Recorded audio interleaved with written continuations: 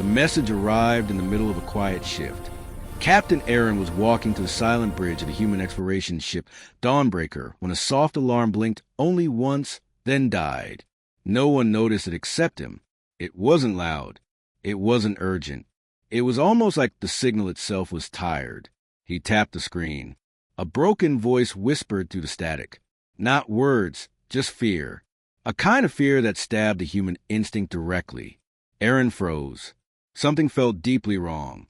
"Is that a distress call?" his first officer, Lyra, asked, stepping closer. Aaron nodded slowly. "Yes, but it's weak. Very weak. Like someone is calling for help with their last breath." The crew gathered around the display. The signal came from a distant system, far outside safe routes. No trade lanes. No patrols. No known allies. Lyra checked the data again. "Captain, every major species received the same signal." And Aaron asked. They ignored it.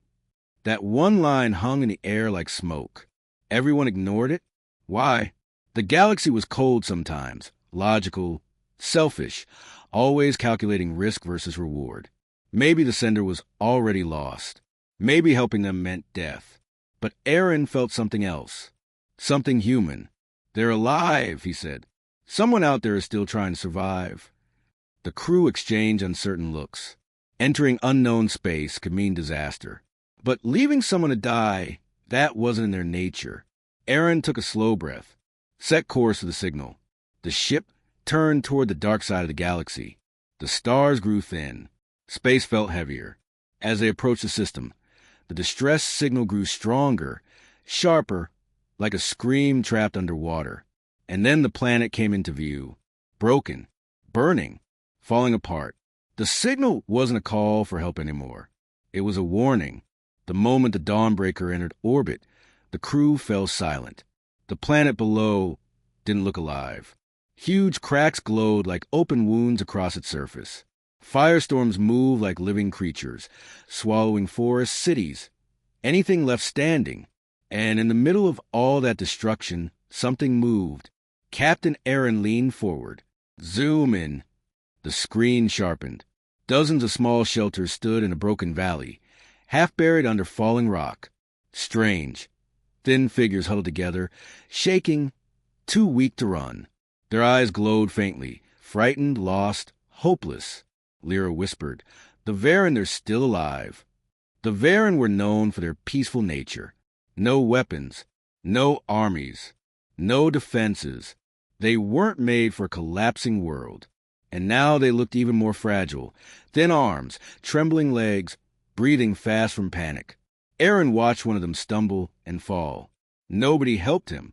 They were too scared to move. "Prepare landing, team," Aaron ordered. His voice had no hesitation now. "But Captain," Lyra warned, "the ground is unstable. Whole sections are collapsing. If we land—" "I know," Aaron said, eyes fixed on the suffering creatures below. "But if we don't, they die." The dropship shook violently as it entered the burning atmosphere. The sky looked like a furnace. Red clouds, falling ash, lightning bursting sideways. The moment the humans landed, the ground trembled like a heartbeat. The Varen saw them and froze. One whispered something in its own language. The others stepped back in fear. The galaxy had always called humans Deathworlders. Too strong, too wild, too dangerous. But then the first human stepped forward, not with a weapon, but with open hands. A small Varen child limped toward him, scared but desperate. The human medic knelt, wrapped her in a heat shield blanket, and lifted her gently into his arms. And that single moment changed everything.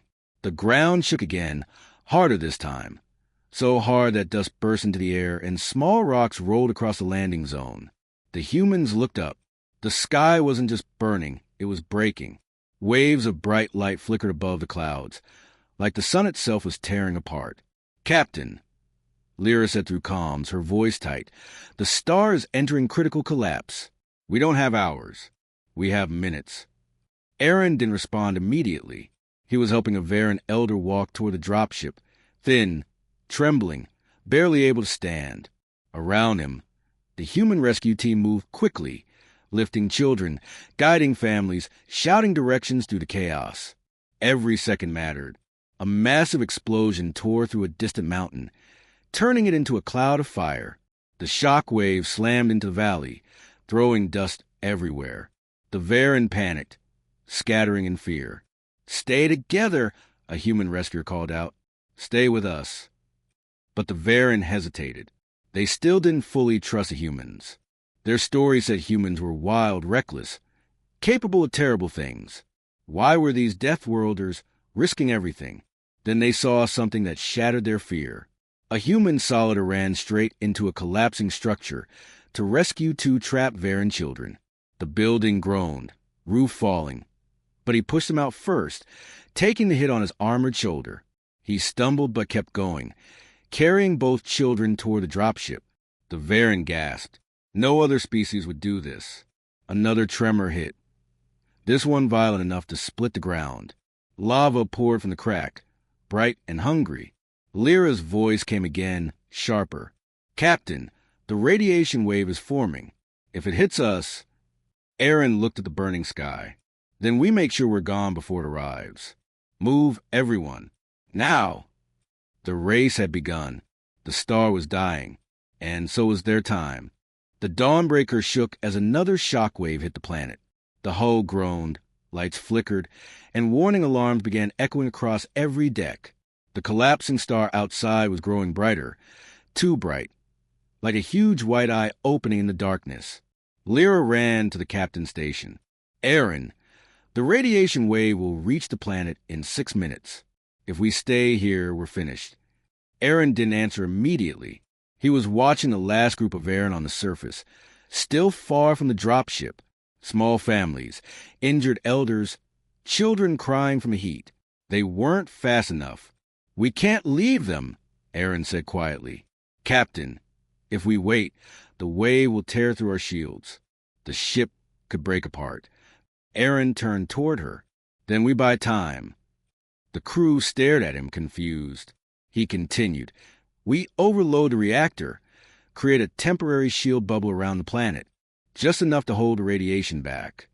There was a long, heavy silence. It was a suicide plan. If the overload went wrong, the ship could explode. Even if it didn't, the system might burn out completely, leaving them stranded. But not one human said no. Chief Engineer Ral broke the silence first. "I can reroute the core. It'll burn the system, maybe the whole engine deck. But it'll work for 6 minutes." "That's all we need," Aaron said. The order went out. The Dawnbreaker shook again as power surged into the core. The lights dimmed, the engines roared, and a massive blue energy bubble expanded around the ship and the dying planet. Unstable, crackling, trembling. On the surface, the humans felt the skies suddenly darken, as if a giant shield had swallowed the sun. "Move!" Aaron shouted through comms. "Get every last Varen to the dropships." 6 minutes. 6 minutes to save an entire species. And the clock had just started. The shield bubble around the planet trembled like glass under pressure. Blue lightning rippled across the surface, shaking the ground where the rescue teams were still running. Every second felt heavier, louder, hotter. The dying star behind them was no longer a sun. It was a monster pulling everything into its last breath. 3 minutes until wave impact. Lyra shouted through comms. On the ground, Aaron and his team sprinted across a field of cracked stone. The last group of Aaron, 2 elders, a mother, and 3 small children, struggled to keep up. The air burned their lungs, dust stung their eyes, and the ground split open with every tremor. "Don't stop!" Aaron yelled, picking up one of the children and pulling another by the arm. A huge section of the valley collapsed behind them, sending fire and smoke into the air. The Varen stared at the destruction, stunned. "Move!" a human soldier shouted, pushing them forward. "We're almost there." The dropship engines roared in the distance. Hope finally appeared, a glowing door of escape. But the shield bubble suddenly flickered. The sky turned white. Lyra's voice broke through. "Captain, the wave is early. It's hitting the outer edge." Aaron didn't look back. He couldn't. Every instinct screamed that if he did, he'd freeze. Just run, he shouted. The team pushed the last Varen onto the dropship ramp. Aaron jumped in last, grabbing the handrail as the pilot lifted off. The dropship rose into the boiling sky, shaking violently as debris slammed against the hull. "Docking now," the pilot yelled. The Dawnbreaker's landing bay opened, lights flashing wildly. The dropship shot inside, scraping the floor as it landed hard. The door slammed shut behind them. A heartbeat later, the world outside turned into pure white fire. The Dawnbreaker broke through the last wave of radiation with its hull screaming, engines burning hotter than they were ever designed for. The explosion of the dying star followed behind them like a wall of white fire, so bright it turned every window into blinding light. Then, suddenly, silence. The ship drifted into dark space. Systems flickered. Smoke drifted through the corridors. Humans lay on the floor, exhausted, breathing hard, covered in dust and sweat. But they were alive, and so were the Varen.